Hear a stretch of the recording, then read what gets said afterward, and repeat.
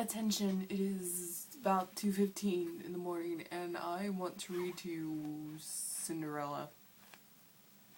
Cinderella, the wife of a rich man, fell sick, and as she felt that her end was drawing near, she called her only daughter to her bedside and said, "Dear child, be good and be yours, and then the good God will always protect thee, and I will look down from thee from heaven and be near thee." Thereupon she closed her eyes and departed. Every day the maiden went out to her mother's grave and wept, and remained pale and good. When winter came, the snow spread a white sheet over the grave, and when the spring sun had shown it off again, the man had taken another wife.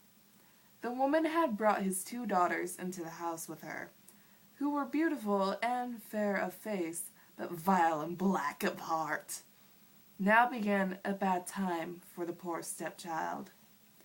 "Is the stupid goose going to sit in the parlor with us?" said they. "He who wants to eat bread must earn it. Out with the kitchen wench." They took her pretty clothes away from her, put an old gray bedgown on her, and gave her wooden shoes.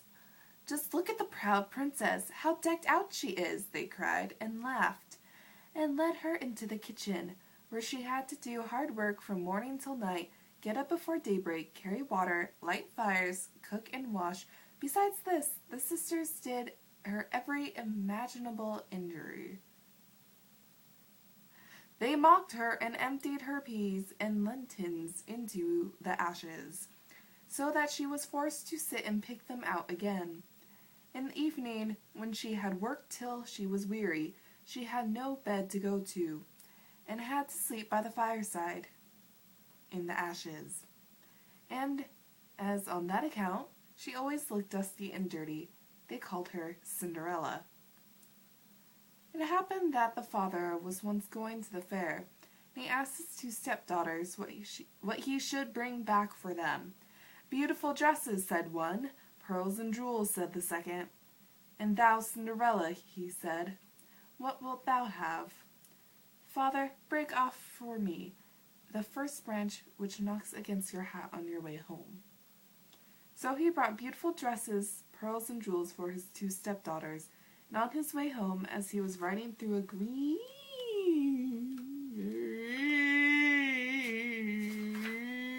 thicket, a hazel twig brushed against him and knocked off his hat. Then he broke off the branch and took it with him. When he reached home, he gave his stepdaughters the things they had wished for, and to Cinderella he gave the branch from the hazel bush. Cinderella thanked him, went to her mother's grave, and planted the branch on it, and wept so much the tears fell down on it and watered it. It grew, however, and it became a handsome tree. Thrice a day Cinderella went and sat beneath it and wept and prayed, and a little bird always came on the tree, and if Cinderella expressed a wish, the bird threw down to her what she had wished for. It happened, however, that the king appointed a festival which was to last 3 days, and to which all the beautiful young girls in the country were invited, in order that his son might choose himself a bride. When the 2 stepsisters heard they were to appear among the number, they were delighted, called Cinderella, and said, "Comb our hair for us, brush our shoes, and fasten our buckles, for we are going to the festival at the king's palace." Cinderella obeyed, but wept, because she too would have liked to go with them to the dance, and begged her stepmother to allow her to do so. "Thou go, Cinderella," she said. Thou art dusty and dirty, and wouldst go to the festival? Thou hast no clothes and shoes, and yet wouldst dance." As, however, Cinderella went on asking, the stepmother at last said, "I have emptied a dish of lentils into the ashes for thee, and if thou hast picked them out again in 2 hours, thou shalt go with us." The maiden went to the back door into the garden and called, "You tame pigeons, you turtle doves, and all you birds beneath the sky, come and help me to pick a good into the pot, the bad into the crop."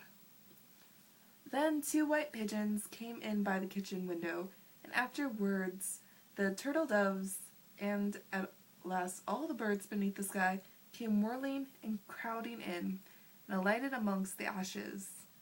And the pigeons nodded with their heads and began to pick, pick, pick, pick, and the rest also began to pick, pick, pick, pick, and gathered all the good grains into the dish. Hardly had 1 hour passed before they had finished, and all flew out again. Then the girl took the dish to her stepmother, and was glad, and believed that she would now be allowed to go with them to the festival. But the stepmother said, "No, Cinderella, thou hast no clothes, and thou canst not dance. Thou wouldst only be laughed at." And Cinderella wept at this. The stepmother said, "If thou canst pick 2 dishes of lentils out of the ashes for me in 1 hour, thou shalt go with us." And she thought to herself, that she most certainly cannot do. When the stepmother had emptied the 2 dishes of lentils amongst the ashes, the maiden went through the back door into the garden and cried, "You tame pigeons, you turtle doves, and all you birds beneath the sky, come and help me to pick the good into the pot, the bad into the crop." Then 2 white pigeons came in by the kitchen window, and afterwards the turtle doves, and at length all the birds beneath the sky came whirling and crowding in, and alighted amongst the ashes, and the doves nodded with their heads and began to pick, pick, pick, pick, and the others also began to pick, pick, pick, pick, and gathered all the good seeds into the dishes, and before half an hour was over, they had already finished and flew out again. Then when the maiden carried the dishes to the stepmother, and was delighted and believed she might now go with them to the festival, the stepmother said, "All this will not help thee. Thou goest not with us, for thou hast no clothes, and canst not dance. We should be ashamed of thee." On this she turned her back on Cinderella and hurried away with her 2 proud daughters. And no one was now at home. Cinderella wept to her mother's grave beneath the hazel tree and cried, "Shiver and quiver, little tree, silver and gold throw down over me." Then the bird threw a gold and silver dress down at her, and slippers embroidered with silk and silver. She put on the dress with all speed and went to the festival. Her stepsisters and stepmother, however, did not know her, and thought she must be a foreign princess, for she looked so beautiful in the golden dress. They never once thought of Cinderella, and believed she was sitting at home in the dirt, picking lentils out of the ashes. The prince went to meet her and took her by the hand and danced with her. He would dance with no other maiden, and never left loose of her hand. And if anyone else came to invite her, he said, "This is my partner." She danced till it was evening, and then she wanted to go home. But the king's son said, "I will go with thee and bear thee company," for he wished to see whom the beautiful maiden belonged. She escaped from him, however, and sprang into the pigeon house. The king's son waited for her father until her father came, and then he told him that the stranger maiden had leapt into the pigeon house. The old man thought, "Can it be Cinderella?" And they had to bring him an axe and a pickaxe that he might hew the pigeon house to pieces. But no one was inside it. And when they got home, Cinderella lay in her dirty clothes amongst the ashes, and a dim little oil lamp was burning on the mantelpiece, for Cinderella had jumped quickly down from the back of the pigeon house, and had to run to the little hazel tree, where she had taken off her beautiful clothes and laid them on the grave, and the bird had taken them away again, and then she had placed herself in the kitchen amongst the ashes in her grey gown. Next day, when the festival began afresh, her parents and the stepsisters had gone once more. Cinderella went to the hazel tree and said, "Shiver and quiver, little tree, silver and gold throw down over me."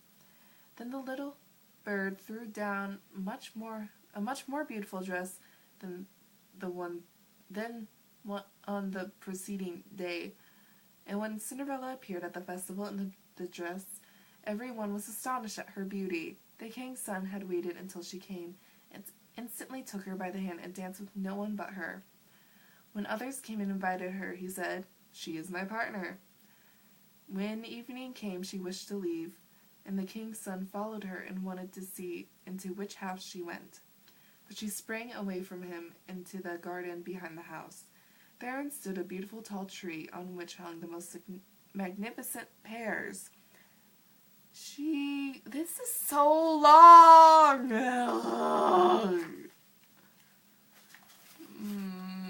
10. They got married.